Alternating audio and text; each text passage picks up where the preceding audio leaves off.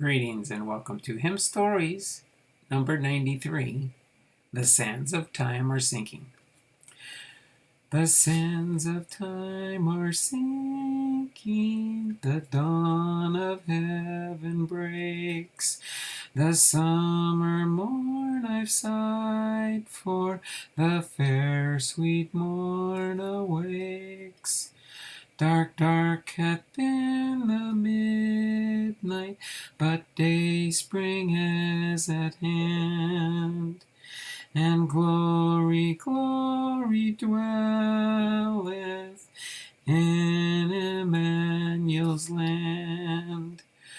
O Christ, O He is the fountain, the deep sweet well of love. The streams on earth I've tasted, more deep I'll drink above. There to an ocean fullness His mercy doth expand, and glory, glory dwelleth in Emmanuel's land. Oh, I am my beloved's, and my beloved's mine. He brings a poor vile sinner into His throne of wine. I stand upon His merit, I know no other stand.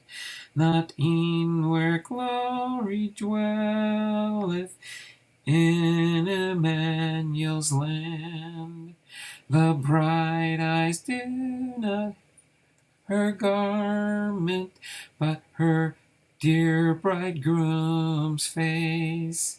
I will not gaze at glory, but only on my King of grace. Not at the crown He giveth, but on His pierced hand.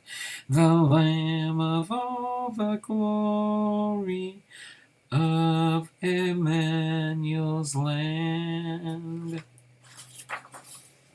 The sands of time are sinking. The author is Anne Ross Cousin from 1824 to 1906. The composer for the musical score is Chrétien de Urhan, 1790 to 1845. The tune name is To Rutherford.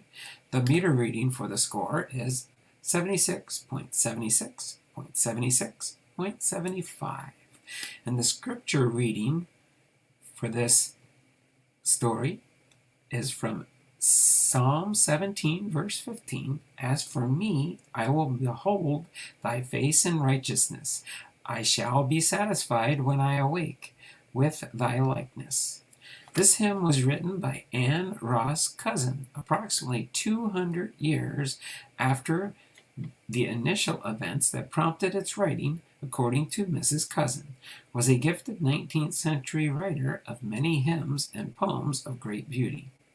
Her most popular work has been this hymn, which first appeared in 1857. In the Christian Treasury, it originally had 9 stanzas. Only 4, however, are still in use today. Mrs. Cousin became deeply engrossed in the writings of great 17th century Scotch Covenanter preacher Samuel Rutherford. Rutherford, son of a prosperous farmer, was born around 1600 in the village of Nisbet, Scotland. In 1621, he received his master's degree from the College of Edinburgh, and shortly thereafter was appointed its professor of humanities. Later, he assumed the pastorate of the small parish church of Anworth in Galloway, Scotland. He was known as an outstanding evangelical preacher. Once a friend reported, many times I thought he would have flown out of the pulpit when he came to speak of Jesus Christ. After 9 years of his forceful evangelical preaching, Rutherford's opposition to the State Church of Scotland caused his banishment to Aberdeen. Here he was permitted to live in his own hired house, but was forbidden to preach.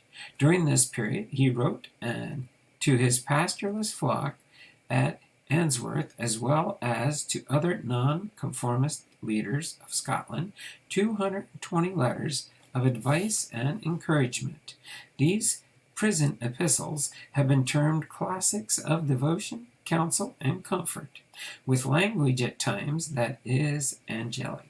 These letters establish Rutherford as the most beloved writer of sacred literature during the 17th century. Rutherford's exile ended in 1638 with the signing of a solemn league and covenant, the government's recognition of the independent church's freedom. He continued to be an influential leader in the nonconformist movement until 1660, when once again, with the death of Cromwell, the end of the rule of the Commonwealth, and the restoration of Charles II, the wrath of the monarchy fell upon him. Rutherford was relieved of all his offices and summoned to answer to the next British Parliament to charges of high treason. There was every likelihood that this trial would result in his being beheaded. This citation came too late, however, for Rutherford was already on his deathbed, where he calmly remarked, "I behoove to answer my first summons, and ere your day for me arrive, I will be where few kings and great folks come." He answered that first summons on March 30th, 1661. It is recorded that his dying words were, "Glory, glory dwelleth in Emmanuel's land." This triumphant exclamation was used by God to become the inspiration for Anne Cousin's hymn text 2 centuries later. The fine complementary tune for this text was composed in the early 1800s by a French musician, Christian de Rhythem. It is well wedded to the text, its solemn tempo matching the solemnity of the words. The rising melodic line of the last phrase matches perfectly the anticipated joy expressed by the textual refrain, "and glory dwelleth in Emmanuel's land." This is a text that one has to read and meditate upon, as well as sing, in order to comprehend and appreciate its full meaning. Such a spiritual activity, however, is a most rewarding experience. Hopefully you enjoyed Hymn Stories number 93, The Sands of Time Are Sinking.